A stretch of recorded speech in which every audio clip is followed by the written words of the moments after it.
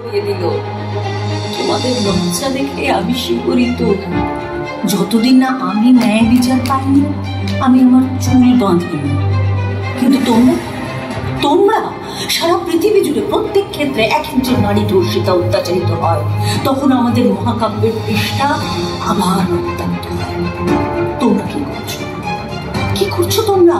চুপ থেকে রোজ মরে যাওয়ার মধ্যে কোনো বীরত্ব নেই, বরং তোমরা ঘুরে দাঁড়াও।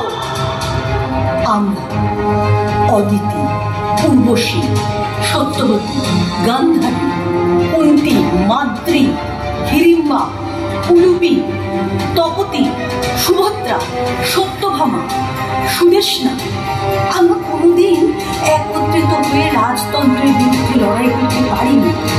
কিন্তু তোমরা তো গণতান্ত্রিক ব্যবস্থায় আছো, তোমরা পারবে না কেন?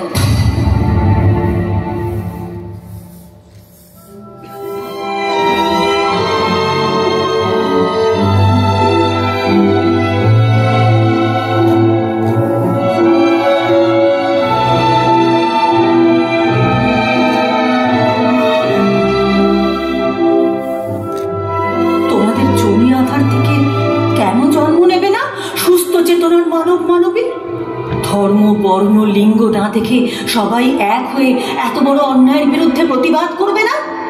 কৃষ্ণ, তিনি তো একক শক্তিতে শক্তিমান ছিলেন। লক্ষ লক্ষ মানুষের সম্মিলিত শক্তির মধ্যে কৃষ্ণ লুকিয়ে আছেন। ধর্মের বিভাজন দিয়ে ধর্মকেই সামনে রেখে আগ্রাসন চলবে? শকুনির পাশা জিতে নেবে অন্যায়ভাবে রাতের অন্ধকারে মানুষের বেঁচে থাকার অধিকার?